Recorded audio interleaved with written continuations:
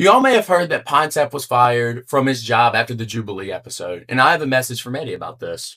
I'm not here to ask Mehdi for his tears of sympathy, but listen and listen well. Mehdi, you have repeatedly condemned the Palestinian resistance. There's not one resistance faction you support, not Hamas, not Hezbollah, not any of them. Frankly, I'm not even sure you support the right of return, and I would love for you to clarify this for us. Do you, Mehdi Hasan, condemn the Nakba? Do you condemn the foundation of Israel in 1947? Many says my anti-Zionism is not sincere because it's motivated by anti-Semitism. Not only this, he actively gatekeeps other Muslims away from engaging with figures, even like Tucker Carlson and Candace Owens. Palestinians can only have the allies that he approves. They can be victims but not victors. He even said so in an interview on The Bulwark. I also find funny, Mehdi originally asked Pine Sap about his Nazi sympathies because he read Carl Schmitt. But Mehdi Hasan, in that Bulwark interview, freely quoted the bloodthirsty Zionist Max Boot. No Carl Schmitt, I understand. No Tucker Carlson, that's a little ridiculous, but whatever. But Max Boot is okay for you, Mehdi? I don't even read enough Max Boot columns to quote him off the top of my head. I want to know why you do. Some of you wonder why I'm making this. If Mehdi Hasan hesitates to fully endorse the right of Palestinian refugees to go back where they came from and be free and sovereign in their own country, there's a reason. The reason is the same system of political repression Mehdi defends. The reason is the same reason Pine Sap lost his job.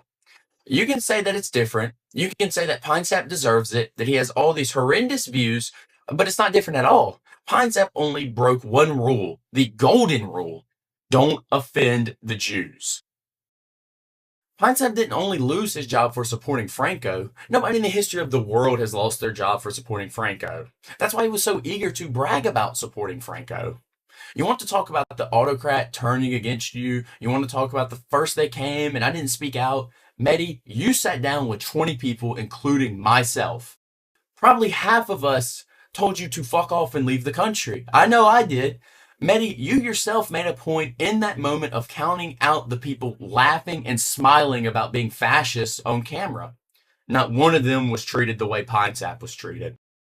What about the Iranian? Everyone keeps forgetting the Iranian. Mehdi, that Iranian who sat down across from you and wouldn't condemn the shooting of Palestinian children, he didn't lose his job. You want to talk about condemning the Holocaust? That guy defended an actual atrocity, a genocide one Israel is perpetuating right now in front of our own eyes as we speak. And he'll be fine. In fact, he'll probably be better than fine. Losing your job for your political views is a form of political repression. That repression is made possible by labor precarity. That precarity is exacerbated by the creation of a reserve army of unemployed immigrants. And this repression only serves one interest. And Mehdi, you should know this because just a year and a half ago, you were fired from your job along with every single other Muslim host on the MSNBC.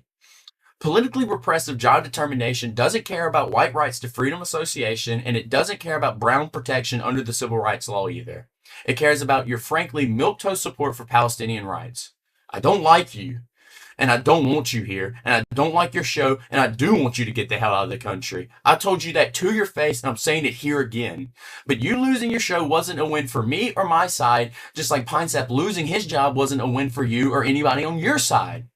It was a win for them, the same people that fired you and continue to put their boot on our neck.